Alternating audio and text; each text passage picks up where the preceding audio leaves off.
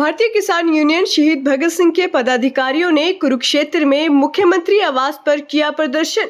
CM के नाम सौंपा ज्ञापन, 48 घंटों का दिया अल्टीमेटम। कहा अगर नहीं हुई कार्रवाई तो मुख्यमंत्री आवास पर दंडवत यात्रा करके आएंगे। भारतीय किसान यूनियन शहीद भगत सिंह के पदाधिकारियों ने कुरुक्षेत्र में मुख्यमंत्री आवास कार्यालय पर प्रदर्शन किया और जमकर नारेबाजी की और मुख्यमंत्री के नाम ज्ञापन सौंपा है। पदाधिकारी संजू नंबरदार और संजीव आलमपुर ने कहा कि कल कुरुक्षेत्र के जैन राइस मिल में गेहूं पर पानी डालकर उसका वजन बढ़ाया जा रहा था और गेहूं को खराब किया जा रहा था, जिसके बाद उन्होंने मौके पर अधिकारी भी बुलाए, लेकिन अधिकारी कर्मचारी को बचाते हुए नजर आए थे। इसलिए उनको लगता है कि अधिकारी इस पर स्पष्ट कार्रवाई नहीं करेंगे। इसको लेकर आज यहाँ प्रदर्शन किया गया है और मुख्यमंत्री के नाम ज्ञापन भी सौंपा गया है और उन अधिकारियों पर कड़ी कार्रवाई की मांग की गई है। वहीं उन्होंने चेतावनी देते हुए कहा कि अगर 48 घंटे के अंदर कार्रवाई नहीं की गई तो वो मुख्यमंत्री आवास पर दंडवत यात्रा करके पहुंचेंगे। हाँ जी, नहीं जी, नहीं, मैं 48 घंटे में नहीं होया जी, हम ये करेंगे। हम कोठी में आएंगे कि हमारा भी अधिकार है। ये भी आपका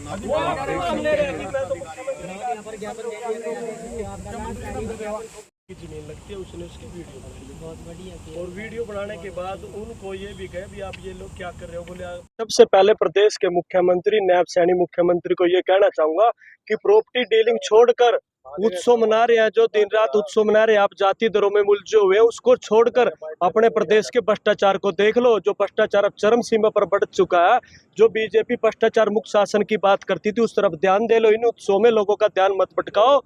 तो मैं यही कहूंगा कि सीएम सिटी कुरुक्षेत्र में जो गेहूं के नाम पर मंडियों को लुटा जा रहा है और जब गेहूं आज जो सेलरों में रखी गई है उस पर डीएफएससी के इंस्पेक्टरों द्वारा खुद डीएफएससी सम्मिलित है।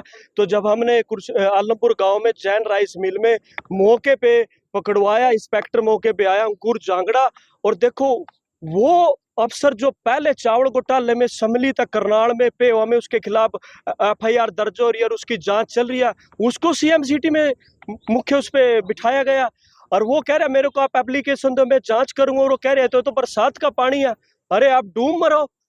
बारिश कब होगी? यहाँ तो ही नहीं। आज सबको पूरे हरियाणा प्रदेश में पता 15 दिन से कोई बारिश नहीं है और हमने पेन ड्राइव में ले रखे वो पानी डालते हुए की वीडियो बना रखी है। जब बाड़ी खेत को खाएगी, जब रक्षक ही बक्षक बन जाएगा तो देश को कौन संभालेगा।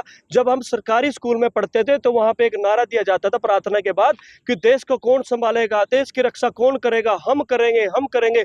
आज ये जो लाखों की 2-2 लाख तनख्वाह ले रहे हैं उस कुर्सी पर बैठ के जिन्होंने सरकारी संपत्ति की सुरक्षा करनी थी, आज वही उस कुर्सी पर बैठ के सरकारी खजानों पे करोड़ों रुपए का गबन कर रहे हैं।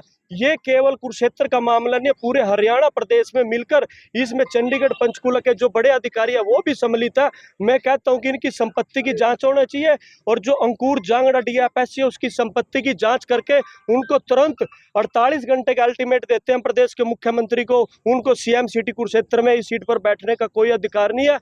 अगर इनको नहीं हटाया गया, जो मुख्यमंत्री हम न्याय के लिए आया, सबूत लेकर आया, ज्ञापन देने के लिए आया, तो यहाँ पर मुख्यमंत्री आप उस चोले में आके ज्ञापन लेते हो तो यहाँ पर ऐसा सीएम हाउस नहीं होना चाहिए। वो सीएम हाउस होता है पब्लिक को न्याय देने के लिए। अगर आप न्याय नहीं दे सकते तो हम इस सीएम हाउस का भी ताला लगाने का काम करेंगे। नहीं भाई सब कोई फर्जी मामला नहीं है, हम ना सबूतों के साथ आए हैं। कई बार कह देते हैं बोले ना कोई सबूत नहीं है, ये पेन ड्राइव है, इस पेन ड्राइव में सारा कुछ ले रहे हैं, सारी वीडियो। और आपको भी सारे पत्रकार साथियों को भी हमरा वो वीडियो भेजी है कि जिस प्रकार ये पानी छिड़क रहे हैं और उसको वो बताते हैं कि नहीं बरसात हुई है। उनका इंद्रदेव आपको दिखाया पाइप के रास्ते से कैसे पानी छिड़का रहा। तो ये तो ना सरासर मतलब बीपीएल परिवारों से और सरकार को चूना लगा रहे हैं। कोई भी 2 तंत्र होते हैं देश में, एक भ्रष्ट तंत्र और एक लूट तंत्र।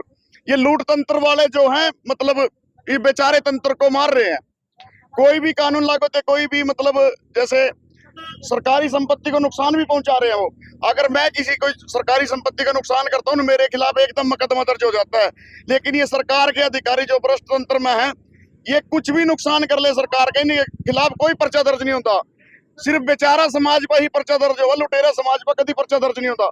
हमारी तो सीएम साहब से गुजारिश है कि एक तो इस भ्रष्ट अधिकारियों पर तुरंत प्रभाव से एक्शन लिया जाए, इनके खिलाफ पर्चा दर्ज करके इनकी संपत्ति की जांच हो और इन पर जो भी ऑफेंस बनते हैं उसके तहत इनको पकड़ के पुलिस के हवाले करे जाए।